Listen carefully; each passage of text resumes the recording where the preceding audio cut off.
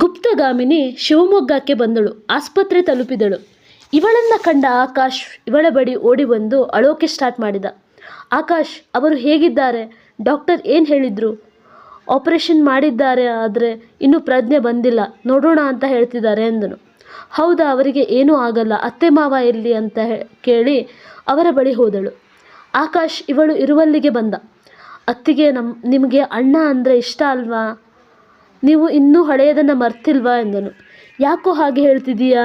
ನಿನ್ನ ಅಣ್ಣ ಅಂದರೆ ನನಗೆ ಇಷ್ಟ ಇದೆ, ಆದರೆ ಅವರಿಗೆ ನಾನು ಅಂದರೆ ಇಷ್ಟ ಇಲ್ಲ ಅನಿಸುತ್ತೆ. ನನ್ನ ಜೊತೆ ಒಮ್ಮೆ ಕೂಡ ಮಾತಾಡಿಲ್ಲ ಅವರು ಎಂದಳು. ನೀನು ಅಂದರೆ ಅಣ್ಣನಿಗೆ ಇಷ್ಟ ಇಲ್ವಾ? ನೀನು ಅಂದರೆ ಪ್ರಾಣ ಅವನಿಗೆ ಎಂದನು ಆಕಾಶ್. ಆಕಾಶ್ ಮಾತು ಕೇಳಿ ಅವನ ಕಡೆ ಅಚ್ಚರಿಯಿಂದ ನೋಡಿದಳು ಗುಪ್ತ. ಹೌದು, ಅಚ್ಚರಿ ಅನಿಸುತ್ತೆ ಅಲ್ವಾ? ತಗೋ, ಈ ಡೈರಿ ಓದು, ಅವನ ಪ್ರೀತಿ ಬಗ್ಗೆ ಗೊತ್ತಾಗುತ್ತೆ ಎಂದನು ಆಕಾಶ್. ಈ ಸಮಯದಲ್ಲಿ ಡೈರಿ ಓದುತ್ತಾ ಕುಳಿತುಕೊಳ್ಳುವುದೇ? ಆದರೆ ಅವನ ಪ್ರೀತಿ ಬಗ್ಗೆ ತಿಳಿದುಕೊಳ್ಳೋದು ಮುಖ್ಯ. ಅದಕ್ಕೆ ಆಕಾಶ್ ಕೊಟ್ಟ ಡೈರಿಯನ್ನು ತನ್ನ ಕೈಗೆ ತೆಗೆದುಕೊಂಡಳು. ಕಡಲ ಪ್ರೀತಿ ಗುಪ್ತಗಾಮಿನಿ ರೀತಿ. ತನ್ನ ಡೈರಿಗೆ ಹೀಗೆ ಹೆಸರು ನೀಡಿರುವ ಅವ ಮೊದಲನ ಪುಟ ತೆರೆದಳು. ಹಾಯ್, ನಾನು ಅಭಿ.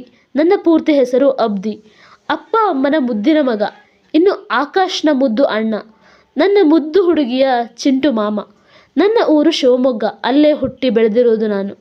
ನನ್ನ ತಮ್ಮ ಆ್ಯಂಡ್ ನನ್ನ ಅತ್ತೆ ಮಗಳು ಮುದ್ದು ಜೊತೆಯಲ್ಲಿ ಬೆಳೆದಿದ್ದು ನಾವು. ಅತ್ತೆ ಮಗಳು ಯಾರು ಅಂತ ಅಂದ್ಕೊಳ್ತಿದ್ದೀರಾ ಅಲ್ವಾ? ಅತ್ತೆ ಅಂದರೆ ಅಪ್ಪನ ತಂಗಿ ಅಲ್ಲ, ನನ್ನ ಮುದ್ದು ಹುಡುಗಿ ಅಮ್ಮ. ಅದಕ್ಕೆ ಅವರು ನನಗೆ ಅತ್ತೆ. ನನ್ನ ಮುದ್ದು ಅಂದರೆ ನನಗೆ ತುಂಬ ತುಂಬ ಇಷ್ಟ. ಅವಳ ಮುದ್ದು ಮುದ್ದು ಮಾತು ಇಷ್ಟ. ನನಗಿಂತ 4 ವರ್ಷ ಸಣ್ಣವಳು. ಅವಳು ಚಿಕ್ಕವಳಿದ್ದಾಗ ನನ್ನ ಚಿಂಟು ಮಾಮ ಅಂತ ಕರೀತಿದ್ಳು. ವರ್ಷಗಳು ಕಳೆದವು. ಅವಳು ನನಗೆ ತುಂಬ ಆತ್ಮೀಯಳು ಆಗಿದ್ದಳು. ಆದರೆ ಅವಳ ತಂದೆ ಅವಳು 5ನೇ ತರಗತಿ ಇರುವಾಗ ಸತ್ತು ಹೋದರು. ಅತ್ತೆಗೆ ಅವರ ಅಗಲಿಕೆಯ ನೋವು ತುಂಬ ಕಾಡುತ್ತಿತ್ತು. ಅದಕ್ಕೆ ಅಂತ ಅವರು ಬೆಂಗಳೂರಿಗೆ ಹೋದರು. ಜಾಗ ಬದಲಾದರೆ ಅವರ ನೆನಪು ಕಾಡುವುದು ಕಡಿಮೆ ಆಗಬಹುದು ಅಂತ. ಅಲ್ಲಿಂದ ನನ್ನ ಮುದ್ದು ಭೇಟಿ ಆಗಲೇ ಇಲ್ಲ. ಅವಳು ಬೆಂಗಳೂರು ಸೇರಿದ ಮೇಲೆ ಒಮ್ಮೆ ಕೂಡ ಅವಳು ಅತ್ತೆ ಜೊತೆ ಊರಿಗೆ ಬರಲಿಲ್ಲ. ನಾನು ಇಂಜಿನಿಯರಿಂಗ್ ಓದಿದ್ದು ಶಿವಮೊಗ್ಗದಲ್ಲಿ. ಅವಳನ್ನು ಭೇಟಿ ಆಗೋಕ್ಕೆ ಆಗಲೇ ಇಲ್ಲ.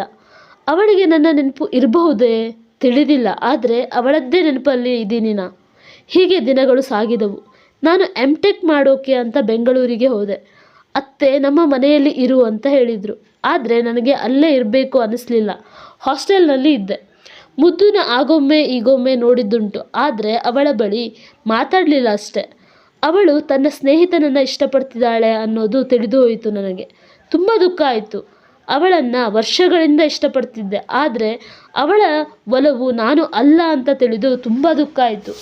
ಆದರೆ ಅವಳು ಖುಷಿಯಾಗಿ ಇರಬೇಕು ಅನ್ನೋದು ನನ್ನ ಆಸೆ. ಎಷ್ಟೇ ಆದರೂ ನನ್ನ ಮುದ್ದು ಅಲ್ಲವೇ?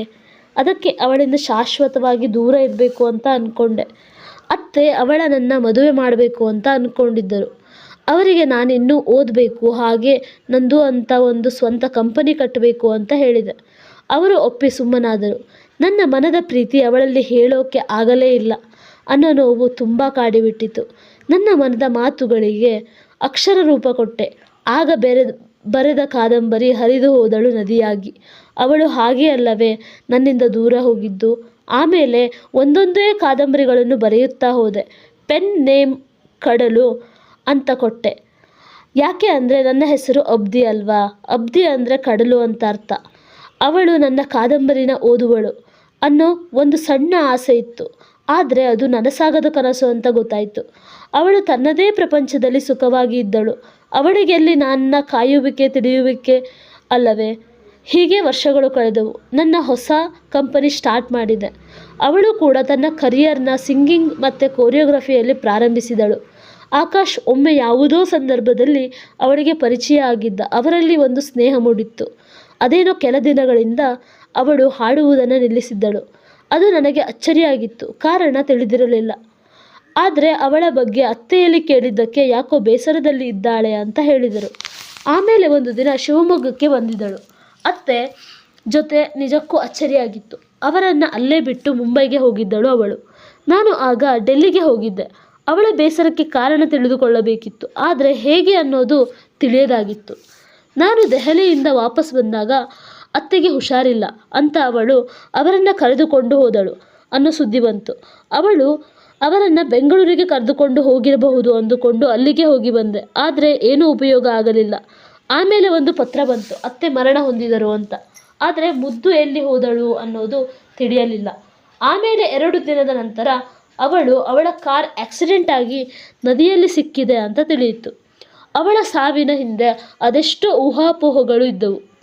ಆದರೆ ನನಗೆ ಅನ್ನಿಸಿತ್ತು ನನ್ನ ಮುದ್ದು ಸತ್ತಿರೋಲ್ಲ ಅಂತ. ಅವಳ ಹುಡುಕಾಟ ಪ್ರಾರಂಭಿಸಿದೆವು. ಬೆಂಗಳೂರು, ಶಿವಮೊಗ್ಗ ಎಲ್ಲ ಕಡೆ ಹುಡುಕಿದೆವು. ಕೊನೆಯ ಪ್ರಯತ್ನ ಅಂತ ಮುಂಬೈಗೆ ಹೋದೆವು. 2 ದಿನಗಳ ಹುಡುಕಾಟದ ನಂತರ ಅವಳು ಸಮುದ್ರ ತೀರದಲ್ಲೇ ಒಬ್ಬಳೇ ಕುಳಿತಿದ್ದಳು. ಅವಳ ಬಳಿ ಓಡಿ ಹೋಗಿ ಅವಳಿಗೆ ಸಾಂತ್ವನ ಹೇಳಬೇಕು ಅನಿಸಿತು. ಆದರೆ ಅವಳ ಬಳಿ ಹೋಗಲಿಲ್ಲ. ಆಕಾಶ್ನ ಅವಳ ಬಳಿ ಕಳಿಸಿದೆ. ಅವನ ಸಹಾಯ ಅವಳು ಪಡೆದುಕೊಂಡು ಅಲ್ಲೇ ಒಂದು ಕಂಪನಿಯಲ್ಲಿ ಕೆಲಸಕ್ಕೆ ಸೇರಿಕೊಂಡಳು. ಅವಳು ಯಾರೊಂದಿಗೂ ಮಾತನಾಡುತ್ತಿರಲಿಲ್ಲ, ಮೌನಿಯಾಗಿದ್ದಳು. ಕೆಲ ದಿನಗಳು ಆದ ಮೇಲೆ ಪ್ಯಾರಿಸ್ಗೆ ಹೋಗ್ತೀನಿ ಅಂತ ಹೇಳಿದಳು. ಆಕಾಶ್ ಮೂಲಕ ಎಲ್ಲ ವ್ಯವಸ್ಥೆ ಮಾಡಿಸಿದೆ. ಅಲ್ಲಿಗೆ ಹೋಗಿ ಕೆಲ ದಿನಗಳು ಆದಮೇಲೆ ಆಕಾಶ್ ಬಳಿ ಚೆನ್ನಾಗಿ ಮಾತಾಡೋಕೆ ಸ್ಟಾರ್ಟ್ ಮಾಡಿದಳು. ಅವನ ಬಳಿ ತನ್ನ ವಿಷಯ ಹೇಳಿದಳು. ಆವಾಗಲೇ ಗೊತ್ತಾಗಿದ್ದು ಅವಳು ಪ್ರೀತಿಯಲ್ಲಿ ಸೋತಿದ್ದಾಳೆ, ಹಾಗೆ ಸ್ನೇಹಿತರಿಂದ ದೂರ ಆಗಿದ್ದಾಳೆ ಅಂತ. ಅವಳು ಕೂಡ ನನ್ನಂತೆ ಬರೆಯೋಕೆ ಸ್ಟಾರ್ಟ್ ಮಾಡಿದಳು. ಅವಳ ಮೊದಲ ಕಾದಂಬರಿ ಯಾವ ಕಡಲ ಸೇರುವುದು, ಈ ಪ್ರೀತಿ ಸ್ಟೋರಿ. ಓದಿದರೆ ಗೊತ್ತಾಗುತ್ತೆ ಅವಳೆಷ್ಟು ದುಃಖಪಟ್ಟಿದ್ದಾಳೆ ಅಂತ. ಅವಳ ಬಳಿ ಮಾತಾಡಬೇಕು ಅನಿಸ್ತು. ಅವಳು ಆಕಾಶ್ ಜೊತೆ ಮಾತಾಡುವಾಗ ನಾನು ಅವನ ಜೊತೆ ಇರ್ತಿದ್ದೆ, ಅದು ಬೇರೆ ವಿಷಯ. ಆದರೆ ನಾನೇ ಅವಳ ಜೊತೆ ಮಾತನಾಡಬೇಕು ಅನ್ನೋ ಆಸೆ ಹುಟ್ಟಿತು. ಅದಕ್ಕೆ ನನ್ನ ಕಡಲು ಅನ್ನೋ ಅಕೌಂಟ್ನಿಂದ ಅವಳಿಗೆ ಮೆಸೇಜ್ ಮಾಡಿದೆ. ಅವಳು ಉತ್ತರ ನೀಡಿದಳು. ತುಂಬ ಖುಷಿಯಾಗಿತ್ತು ನನಗೆ ಅವಳ ಸ್ನೇಹ ಸಿಕ್ಕಿದ್ದಕ್ಕೆ. ಒಮ್ಮೆ ನಮ್ಮೂರಿಗೆ ಅವಳ ಸ್ನೇಹಿತರು ಬಂದಿದ್ದರು ಅವಳನ್ನು ಹುಡುಕಿಕೊಂಡು. ಪಾಪ ಅವಳು ಇಲ್ಲ ಅಂತ ಅಂದರೂ ಅವಳಿಗಾಗಿ ಹುಡುಕುತ್ತಿದ್ದಾರೆ. ನಿಜಕ್ಕೂ ಉತ್ತಮ ಸ್ನೇಹಿತರು ಅವರು ಅನ್ನಿಸಿತು. ಅದಕ್ಕೆ ಮುದ್ದು ಬದುಕಿರೋ ಬಗ್ಗೆ ಅವರ ಬಳಿ ಕೇಳಿದೆ. ಅವರು ಅವಳ ಬಗ್ಗೆ ತುಂಬ ನೊಂದುಕೊಂಡರು. ಹಾಗೆ ಅವಳು ಬಂದು ತಮ್ಮನ್ನು ಭೇಟಿ ಆಗೋವರೆಗೂ ಅವರು ಅವಳನ್ನು ಭೇಟಿ ಮಾಡುವುದಿಲ್ಲ ಅಂತ ಹೇಳಿ ಹೋದರು. ಆದರೆ ಪ್ರತಿದಿನ ಅವಳ ಬಗ್ಗೆ ವಿಚಾರಿಸುತ್ತಾರೆ ಇಬ್ಬರು. ಅವಳ ಬಳಿ ನನ್ನ ಪ್ರೀತಿ ಹೇಳಿಕೊಂಡು ಅವಳ ಒಪ್ಪಿಗೆ ಪಡೆದು ಅವಳನ್ನು ಮದುವೆ ಆಗಬೇಕು ಅಂತ ಅಂದ್ಕೊಂಡಿದ್ದೆ. ಆದರೆ ಎಲ್ಲ ಹಾಳು ಮಾಡಿಬಿಟ್ಲು ಗೊತ್ತಾ. ನನಗೂ ಆಕಾಶ್ಗೂ ಹೇಳದೆ ಇಂಡಿಯಾಕ್ಕೆ ಬಂದಿದ್ದಳು. ನಮ್ಮ ಅತ್ತೆ ಬರೆದಿದ್ದ ಲೆಟರ್ನ ಅವಳ ಕೈಗೆ ಕೊಟ್ಟಿದ್ದಾರೆ. ಇವಳು ಅದನ್ನು ಓದಿ ಮದುವೆಗೆ ಒಪ್ಪಿಕೊಂಡಿದ್ದಾಳೆ. ಎಂಥ ಹುಚ್ಚಿ ಅಲ್ವಾ ಇವಳು. ಅದಕ್ಕೆ ಅವಳ ಮೇಲೆ ಕೋಪ ಇತ್ತು ನನಗೆ.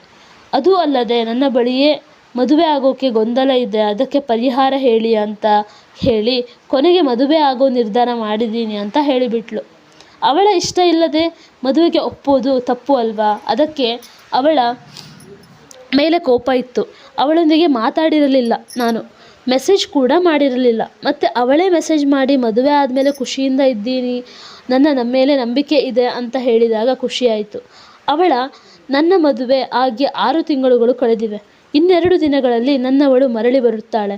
ಅವಳ ಬಳಿ ನಾನೇ ನಿನ್ನ ತುಂಬ ಪ್ರೀತಿ ಮಾಡೋ ಕಡಲು, ನನ್ನ ಬರವಣಿಗೆಗೆ ನೀನೇ ಸ್ಫೂರ್ತಿ ಅಂತ ಹೇಳಬೇಕು ಅಂತ ಇದ್ದೀನಿ. ಇವತ್ತು ಅವಳೇ ಮೆಸೇಜ್ ಮಾಡಿ ಕೇಳಿದಳು, ನಾನು ಯಾರನ್ನಾದರೂ ಪ್ರೀತಿ ಮಾಡ್ತಿದ್ದೀನಾ ಅಂತ. ಹೌದು ಅಂತ ಹೇಳಿದೆ. ಹಾಗೆ ನನ್ನ ಪ್ರೀತಿಯ ಬಗ್ಗೆ ಕೂಡ ಹೇಳಿದೆ. ಅಲ್ಲ ನೋಡಿ, ನಿಮ್ಮ ಹುಡುಗಿಗೆ ಮದುವೆ ಆಗಿದೆಯಾ ಅಂತ ಕೇಳಿದ್ಲು. ಹ್ಞೂ ಅಂತ ಹೇಳಿದೆ. ಅವಳು ನಿಮಗೆ ಮದುವೆ ಆಗಿದೆಯಾ ಅಂತ ಕೇಳಿದರೆ ಹ್ಞೂ ಅಂತ ಹೇಳ್ತಿದ್ದೆ. ಆದರೆ ಅವಳು ಕೇಳಲೇ ಇಲ್ಲ. ಆ್ಯಂಡ್ ಅವಳ ಮುಂದೆ ನನ್ನ ಪ್ರೀತಿ ಹೇಳಿಕೊಳ್ಳೋಕ್ಕೆ ಆಗಲೇ ಇಲ್ಲ. 2 ದಿನ ಆದಮೇಲೆ ಹೇಳಬೇಕು ಅಂತ ಇದ್ದೀನಿ. ನೋಡುವ ಅವಳ ಪ್ರತಿಕ್ರಿಯೆ ಹೇಗಿರುತ್ತೆ ಅಂತ. ನೀನೊಂದು ನದಿಯಂತೆ ಹರಿಯುತ್ತಾ ಸಾಗಿದೆ ಸಮುದ್ರದ ಕಡೆ. ನಿನ್ನಯ ಗಮ್ಯ ಕಡಲಂತೆ. ಆದರೆ ಈ ಕಡಲ ಸೇರಲು ತಡವೇತಕ್ಕೆ. ನೀ ನನ್ನ ಮನದ ಗುಪ್ತಗಾಮಿನಿ. ನಿನ್ನ ಪ್ರೀತಿ ಎಂಬ ನದಿಯ ನೀರಿಗಾಗಿ ಕಾಯುತ್ತಾ ಕುಳಿತಿರುವ ಕಡಲು ನಾನು. ಈ ಕಡಲ ಕಾಯುವಿಕೆ ಇನ್ನೆಷ್ಟು ದಿನ? ಬಂದು ಸೇರೆನ್ನ ಮನದ ಪ್ರೀತಿ ಎಂಬ ಕಡಲ, ಓ ಗುಪ್ತಗಾಮಿನಿ. ಇದಿಷ್ಟು ಬರೆದಿದ್ದ ಅವನು. ಅವನ ಡೈರಿ ಓದಿದವಳಿಗೆ ಅಳು ಹೆಚ್ಚಿತು. ತನಗಾಗಿ ಅದೆಷ್ಟು ಕಾದವ. ಅವನ ಪ್ರೀತಿಯ ರೀತಿಗೆ ಅವಳು ಅಚ್ಚರಿಪಟ್ಟಿದ್ದಳು. ಅಭಿ ನಿನ್ನೆ ಬೆಂಗಳೂರಿಗೆ ಹೋಗಿದ್ದ. ರಾತ್ರಿ ಊರಿಗೆ ಬರುವವ ಇದ್ದ. ಗುಪ್ತಾ ಜೊತೆ ಚಾಟ್ ಮಾಡಿ ಅಲ್ಲಿಂದ ಶಿವಮೊಗ್ಗಕ್ಕೆ ತನ್ನ ಕಾರಿನಲ್ಲಿ ಬರುವಾಗ ಆಕ್ಸಿಡೆಂಟ್ ಆಗಿತ್ತು. ಮಾರನೇ ದಿನ ಅಭಿಗೆ ಪ್ರಜ್ಞೆ ಬಂತು. 1-2 ದಿನಗಳಲ್ಲಿ ಅವನು ಚೇತರಿಸಿಕೊಂಡಿದ್ದ. ಅದಕ್ಕಾಗಿ ಅವನನ್ನು ಮನೆಗೆ ಕರೆದುಕೊಂಡು ಬಂದಿದ್ದರು. ಅವನ ಆರೈಕೆ ಗುಪ್ತಾಳೆ ಮಾಡುತ್ತಿದ್ದಳು. ಅವನೊಂದಿಗೆ ಮಾತು ಮಾತ್ರ ಆಡ್ತಿರಲಿಲ್ಲ ಹುಡುಗಿ. ಅಭಿಗೂ ಕೂಡ ಅವಳ ಮೌನವೇ ಹಿತ ಎನಿಸಿತ್ತು. ಹೀಗೆ ತಿಂಗಳುಗಳು ಕಳೆದವು. ಅಭಿ ಪೂರ್ತಿ ಹುಷಾರಾಗಿದ್ದ. ಮುದು, ನನ್ನ ಫೋನ್ ಎಲ್ಲಿ, ಸ್ವಲ್ಪ ಕೊಡ್ತೀಯಾ ಎಂದನು ಅಭಿ ಗುಪ್ತಾ ಬಳಿ. ಯಾಕೆ ಫೋನ್ ಬೇಕು ನಿಮಗೆ? ನೀವು ಇನ್ನೂ ಪೂರ್ತಿ ಹುಷಾರಿಲ್ಲ, ತಲೆಗೆ ಪೆಟ್ಟು ಬಿದ್ದಿತ್ತು ಅಲ್ವಾ? ಯಾಕೆ ಆ ಫೋನ್ ನೋಡಿ ಸ್ಟ್ರೇನ್ ಮಾಡ್ಕೊಳ್ತೀರಾ ಎಂದಳು. ಪ್ಲೀಸ್ ಮಾತು ಕೊಡು, ಇಂಪಾರ್ಟೆಂಟ್ ಮೆಸೇಜ್ ಏನಾದರೂ ಬಂದಿರ್ತವೆ ಎಂದನು ಅವನು. ಇಂಪಾರ್ಟೆಂಟ್ ಏನಾದರೂ ಇದ್ದರೆ ಫೋನ್ ಮಾಡ್ತಾರೆ, ಯಾರೂ ಮೆಸೇಜ್ ಮಾಡೋಲ್ಲ ಎಂದಳು. ಈಗ ಕೊಡ್ತೀಯೋ ಇಲ್ವೋ ಎಂದನು. ಗುಪ್ತಾ ಫೋನ್ ಕೊಟ್ಟಳು. ಫೋನ್ ತಗೊಂಡು ಏನನ್ನೋ ಹುಡುಕಿದವ ಫೋನ್ ತಗೊಂಡಾಗ ಅವನ ಮುಖ ಅರಳಿತ್ತು. ಆದರೆ ಕ್ಷಣಗಳಲ್ಲೇ ಮುಖ ಬಾಡಿತು.